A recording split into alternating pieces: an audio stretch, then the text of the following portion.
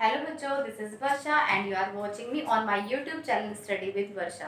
सो हमने पहली क्लास में प्रीपोजिशन को स्टार्ट किया था। वहाँ पर हमने इन, एट और ऑन का यूज सीखा था। आज हम प्रीपोजिशन स्टार्ट कर रहे हैं और यहाँ पर हम before, in front of, between, among and amongst का यूज सीखेंगे। ठीक है, जैसे कि यहाँ पर हम सबसे पहले बिफोर का हमने यहाँ पर लिखा हुआ है, तो बिफोर का यूज करते हैं हम लिविंग थिंग्स के लिए एंड इन फ्रंट ऑफ का यूज करते हैं हम नॉन लिविंग थिंग्स के लिए।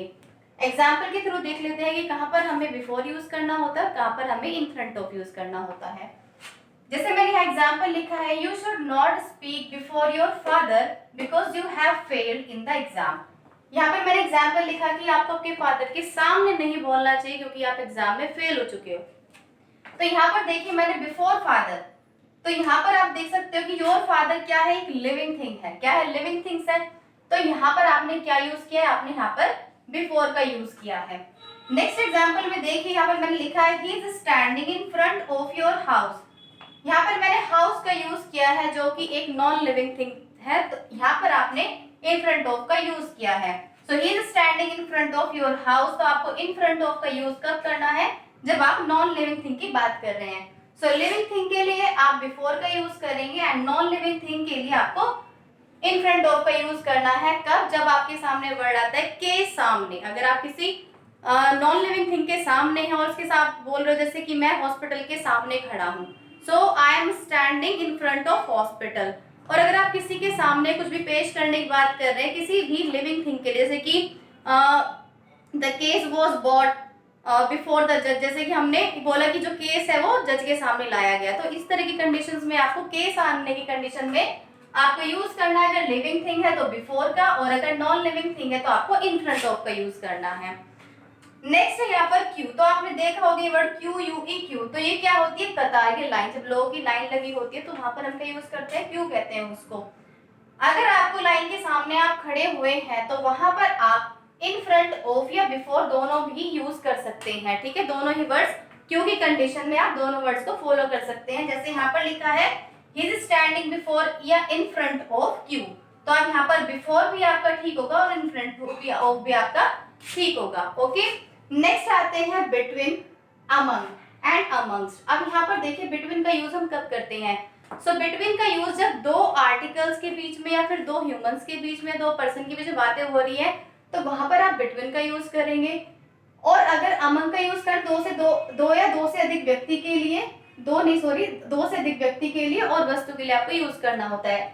एग्जाम्पल की हेल्प से देखते हैं, he is fighting between life and death. जैसे कि एग्जाम्पल लिखा है कि वह जिंदगी और मौत के बीच में लड़ रहा है, तो यहाँ पर जिंदगी और मौत दो वर्ड्स दिए गए हैं, तो यहाँ पर आपने किसका यूज किया? यहाँ पर आपने बिटवीन का यूज किया, क्योंकि यहाँ पर हमने दो दो चीजों की बातें की हैं। नेक्स्ट एग्जांपल है he is speaking among the audience, कि वो ऑडियंस के बीच में बोल रहा है। तो यहाँ पर ऑडियंस तो काफी सारे हो गए, तो जब भी आपको दो से ज्यादा के बारे में बात होगी तो आपको वहां पर अमंग का यूज करना है। तो यहाँ पर आप अमंग का यूज करेंगे क्योंकि यहाँ पर क्या दिया गया है? ऑडियंस दिया गया है।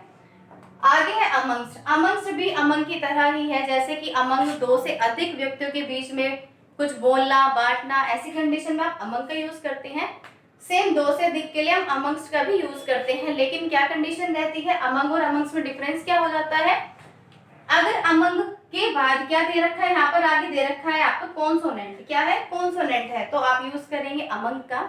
लेकिन अगर आपको यूज करना है वर्ड अमंग्स्ट को, तो आपको चेक करना होगा कि जहां पर आप अमंग्स्ट यूज कर रहे हैं उससे पहले क्या लिखा हुआ है, यानी कि के बीच में दो से अधिक लोग दे रखे हैं, दो से अधिक आर्टिकल से कुछ भी है, दो से ज्यादा, वहां पर आपको चेक करना है कि किन चीजों के बारे में बात हो रही है। वो जो वर्ड है वो किस आर्टिकल से, मतलब सॉरी, किस अल्फाबेट से बन रहा है, वो आपका वोवल है या फिर कॉन्सोनेंट है।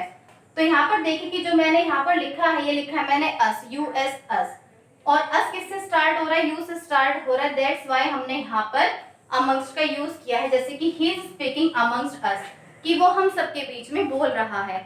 एक एग्जांपल और देख लेते हैं, जैसे कि मैंने यहाँ लिखा we distributed some gifts amongst our relatives on Diwali. अब यहाँ पर देखिए, यहाँ पर मैंने आर का यूज किया है।